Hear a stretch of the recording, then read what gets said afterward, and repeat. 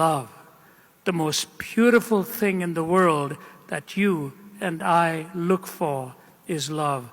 I mean, you've heard the joke, haven't you? What do you get when you hear a country music song playing backwards? Well, you get your pickup truck back, you get your house back, you get this back, you get that back.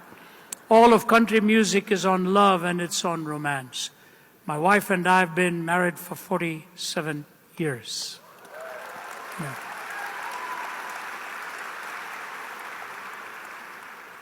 I know I don't look it, I just look 25 or something like that. But you know what? I'll never forget the day I met her. She was 16 and I was 20. I just come from India, she was from Canada. And when I looked at her, I wasn't listening much to the sermon that day. I was looking at her across, and I thought, that's the one I want to meet. And strangely enough, she thought the same thing. And now, after 47 years, in fact, coming up in 2-3 months will be 48, as Margie and I have been wed. I want to tell you two things about love. It's hard work. It's hard work. You see, when you put the ring on that finger, it is a tourniquet to stop your circulation.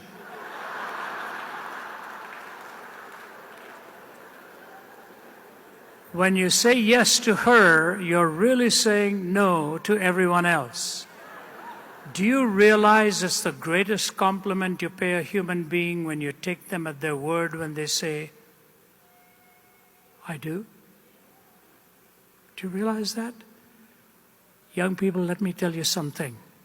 G.K. Chesterton put it this way: free love is a black and white contradiction in 2 words.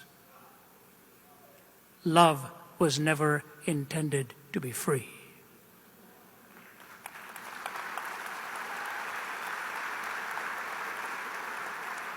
It is the nature of love to bind itself. It is the nature of love to bind itself. And the consummate expression is the most sacred expression of all, physically, which actually represents the spiritual consummation of 2 people saying, I do. C.S. Lewis says there are 4 kinds of love. Agape love, the love of God. Storge love, parental love, which is protection. Phileo, which is brotherly love or friendship love. Eros, which is romantic love.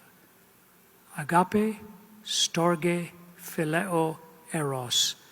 And the other 3 have no point of reference without the first. They have no point of reference without the first. You cannot really define love until you understand the one who has created you and me. For God so loved the world that he gave his only begotten Son, that whosoever believes in him should not perish but have eternal life. You cannot love without giving. And God gave to us the most precious gift of all in his Son. Love cannot be defined apart from God. And if our culture is messed up, it's messed up right here. We have no longer a definition or a point of reference for love.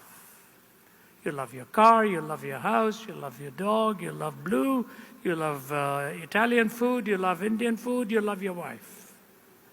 Same word. Not so for the Greeks. They had agape, storge, phileo, eros, and the last 3 hung on the peg of the first. And if you are living with a broken heart today because of a broken love, you probably had that love broken because somebody didn't hang love on the peg of the eternal love of God himself.